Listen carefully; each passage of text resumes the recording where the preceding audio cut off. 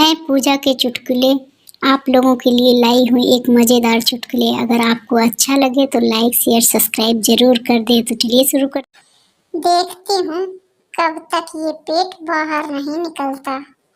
पहली औरत बोली, अरे देख ना, वो लड़की कब से तेरे पति को घूर रही है।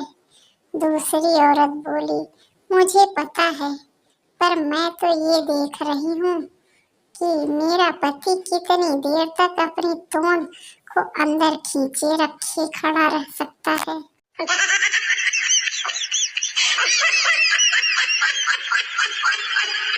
रसोई में काम करते करते पति थोड़ा गुस्सा हुआ ही था कि पत्नी मुस्कुराने लगी। अजय रूठ कर अब कहाँ जाइएगा, जहाँ जाइएगा लठ खाइएगा।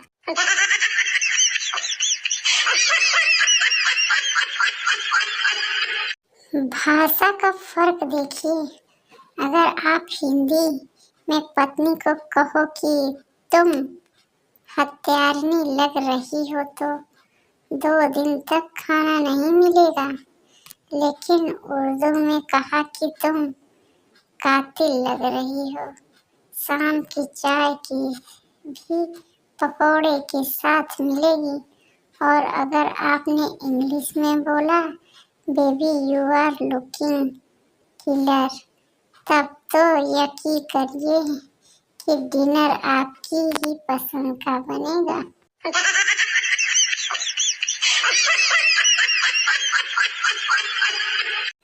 पूरे लॉकडाउन के दरमियान घर में बैठे रहने के कारण श्रीमान और श्रीमती के 36 गुण मिल गए। उनमें से 35 गुण श्रीमती के हैं और श्रीमान के सिर्फ एक ही गुण है, और वो है चुप रहना।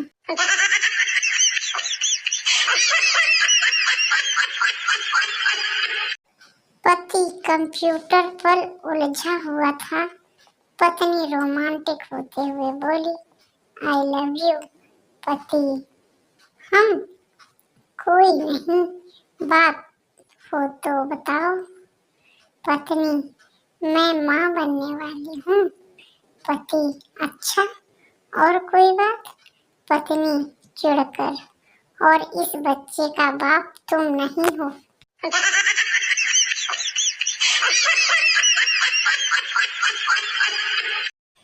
पड़ोस की सत्यनारायण की कथा की आरती में गुप्ता जी ने बड़ी मुश्किल से जेब से कटे फटे 10 का नोट निकालकर ऐसे डाला ताकि कोई उन्हें देख ना पाए। तभी एक पड़ोसन ने उनके कंधे पर थपकी मारकर 2000 का नोट उनकी तरफ बढ़ाया, तो गुप्ता जी ने नोट लेकर पूजा की थाली में डाल दिया। 10 का नोट डालने पर उन्हें खुद पर बड़ी शर्म आई। भीड़ से बाहर निकलने पर पड़ोसन ने बताया कि 10 का नोट निकालते वक्त उनकी जेब से 2000 का नोट गिर गया था, वही उन्होंने वापस किया था। सुनते ही गुप्ता जी बेहोश हो गए।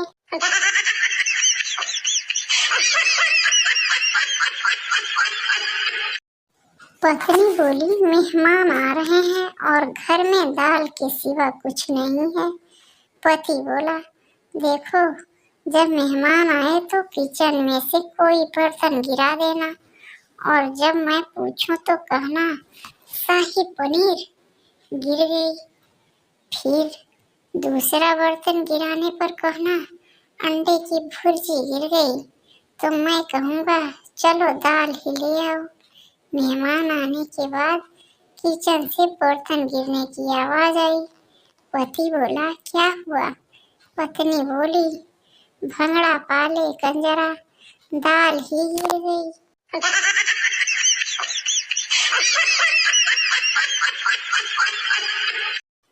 पत्नी बोली, कौन थी वो? पति बोला, कॉलेज की पुरानी फ्रेंड थी। पत्नी, धीरे से क्या कह कर गई तुमसे?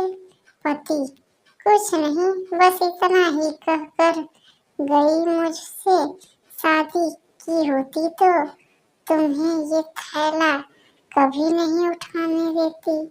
पत्नी बोली, चुड़ैल कहीं की, इधर लाओ वो थैला।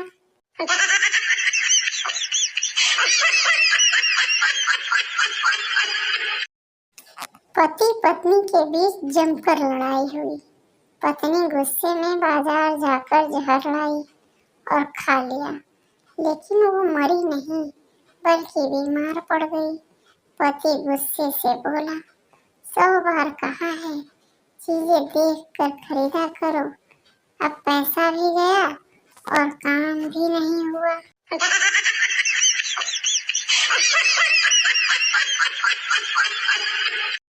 एक आदमी की बीवी गुजर गई। वो रोता हुआ बार बार बोले जा रहा था, मुझे छोड़कर क्यों चली गई, मुझे छोड़कर क्यों चली गई। पास खड़ी लड़की ने कहा, काश इसका एड्रेस मुझे पता होता तो मैं इससे शादी कर लेती। उसने लड़की की बात सुन ली और ऊंची आवाज में रोते हुए बोला, रवि टाउन, गली नंबर 4, मकान नंबर 12, अकेले छोड़कर कहाँ चली गई तुम।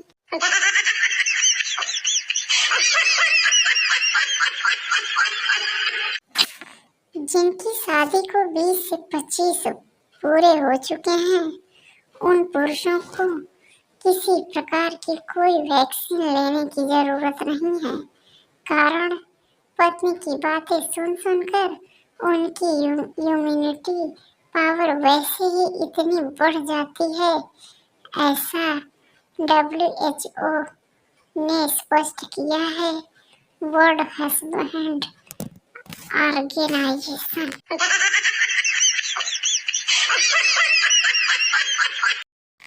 पत्नी तो कूलर की जैसी होती है, जिसकी ठंडक कम, आवाज ज्यादा, और तो और रिमोट भी नहीं होता।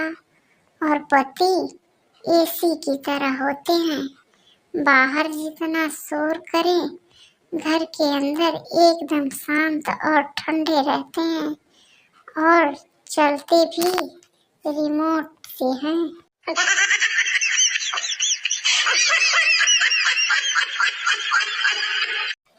क्या कहा, एक बार फिर से कहो तो। तुम अपनी गलती मान रही हो। वैसे तो पत्नियां अपनी गलती मानती ही नहीं है, लेकिन अपनी एक गलती हर रोज मानती है। गलती कर दी तुमसे शादी करके।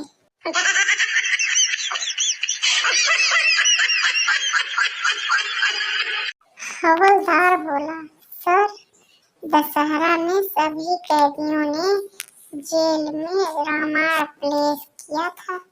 जेलर बोला, ये तो अच्छी बात है, इसमें इतना परेशान होने वाली क्या बात है। हवलदार बोला, सर, परेशानी ये है कि हनुमान जी बना कैदी 5 घंटे बाद भी संजीवनी बूटी लेकर नहीं आया।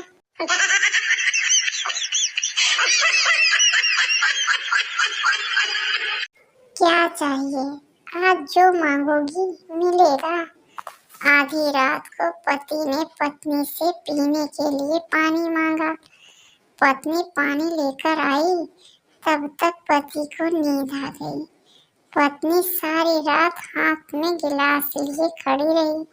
सुबह पत्नी की आंख खुली तो पत्नी को देखकर बड़ा खुश हुआ और बोला, मांगो प्रिय, क्या मांगती हो। पत्नी, तलाक।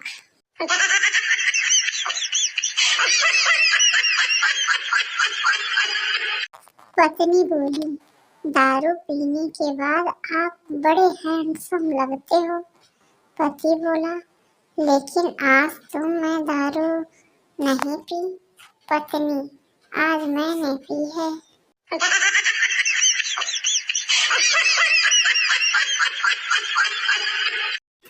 दुख इस बात का नहीं है कि श्रीमती जी घर का काम करवाती हैं। तकलीफ ये है कि काम हो जाने के बाद वो सहेलियों से फोन पर कहती हैं ये आदमी किसी काम का नहीं है।